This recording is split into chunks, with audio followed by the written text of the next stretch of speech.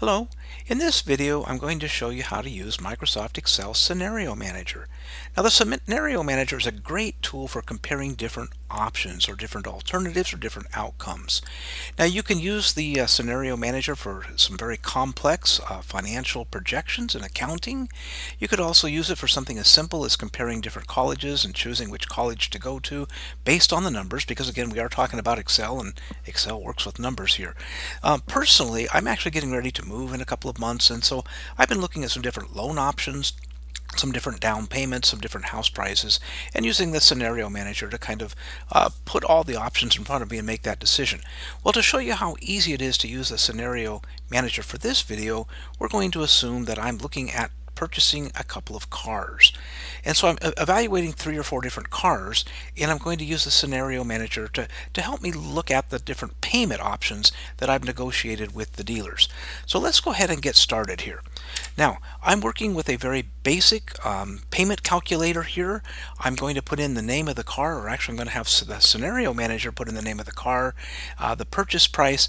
I only have $2,000 to put down, and so that's going to be the same for every car that I'm looking at. We'll have the scenario manager put in the different interest rates that I've negotiated with the dealer and the loan length. Now, the computations here are the monthly payment and the loan amount. The loan amount is simply the purchase price, and we subtract the down payment from that. And of course, the monthly payment is just Excel's payment function. Using the payment function, we have the loan amount, we have the interest rate, and if you're not familiar with the payment function, I have several videos that show you how to use that as well. Okay, so I'm going to show you how the scenario manager works, and we're going to make a couple of changes before we actually go in and use it. Well, you find the scenario manager in the data tab, and on the data tab, we'll go into the forecast group and we'll choose what if analysis and then the scenario manager. All right, so right now the scenario manager is empty. Now I'm going to put in all the variables, all the things I just talked about, the name of the car, the purchase price, the interest rate, and the loan length, and then I'll be able to compare the different results, and the result in this case will be the monthly payment. Now, before I actually add some data, let me show you kind of a minor problem that we have. When I click add here, it says give me a name. Well, I'm going to call this one just test to see how it starts here. I'm going to put in the cells that are going to contain the variables from the scenario manager. Then I click OK. Now when I click OK, and this isn't really a terrible problem, but we're just going to enhance it a little bit by using names. It says, okay, what goes into cell B3, B4, B7, B8.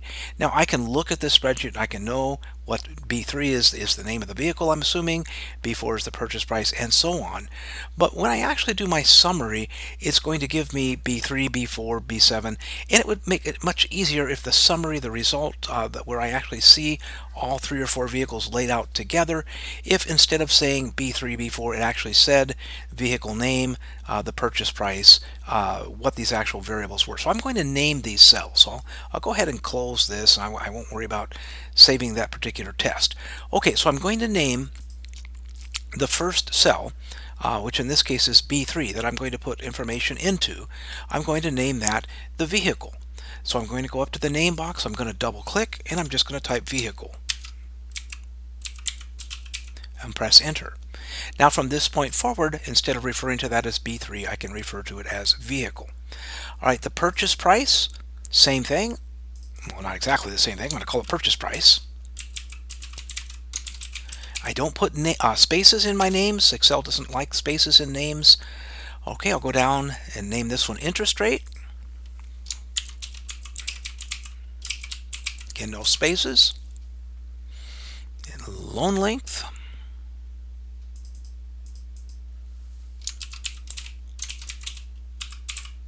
And finally, I'm going to call this one payment, because that will show up on my summary as well.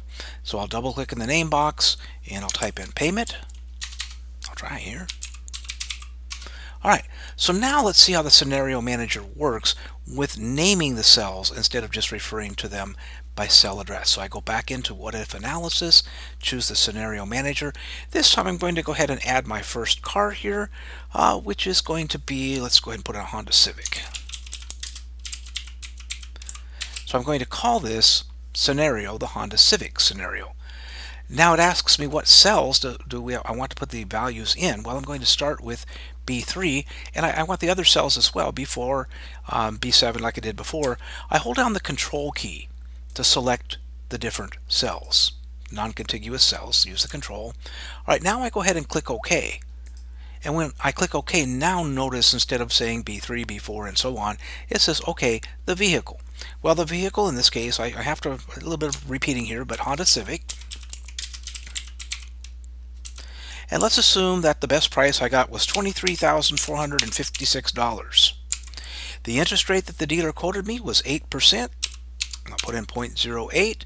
And he said, okay, I can do this with a 7-year loan. All right, so we'll put in 7 year. All right, I don't see any values here yet, and I'll see these when I start looking at or showing the different scenarios. So I'm going to add the next one, which is going to be the Toyota Corolla. All right, we'll call this the Toyota. Now, fortunately for me, I don't have to go in and choose the cells each time. It remembered it's B3, B4, B7, but of course, when I click OK, it remembers the name. All right, so this is the Toyota.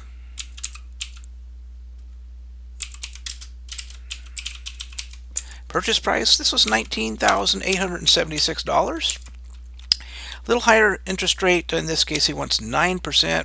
My credit wasn't as good as I hoped, and he can only do this for 5 years. All right, so I'll click OK here, and of course I could click Add there and add another one, but I just like to do it this way. So go ahead and click on Add again. Finally, this is my Kia Forte. All right, same cells. Click OK here. All right, this is a little cheaper. It's got a few miles on it, so it's only going to be $14,500. Whoops, excuse me, Kia Forte here. Got excited about the 14.5 price. Interest rate is only 6.5%, 0.065. And he can do up to an 8-year loan here for me. All right, I'll go ahead and click OK. Now let's see that I want to just first see the Toyota. So I click on the Toyota and I click Show. There we go. It fills in all the blanks, and I can see that my monthly payment here for the Toyota Corolla is $371. Well, let's go ahead and put in the Honda Civic. $334. I don't remember exactly what that Toyota was. Well, that's the cool thing. I just go back and click on it again. Oh, $371. So the Honda's a little less. I like Honda better anyway. All right, let's look at the Kia. So we go ahead and click on Kia. We click on Show. Oh my goodness, $167. But it had a lot of miles on it. I'm going to have to evaluate that. Well, the other cool thing about the scenario manager is because I am forgetful. Especially if I've had 4, 5, or 6 of these vehicles, I might forget, how much was the Honda, and it's kind of annoying to have to go in here and do this every time for 6 or 7 different cars. I can create a summary worksheet that summarizes all these for me. So I'll go ahead and click on Summary. And when I click on Summary, it says, okay, do you just want a scenario summary? That's what I want. I don't really want a pivot table in this case. It says, okay, what is the result cell that you're looking at? Well, there's 2 calculations here, but the one that I'm interested in, of course, is the payment.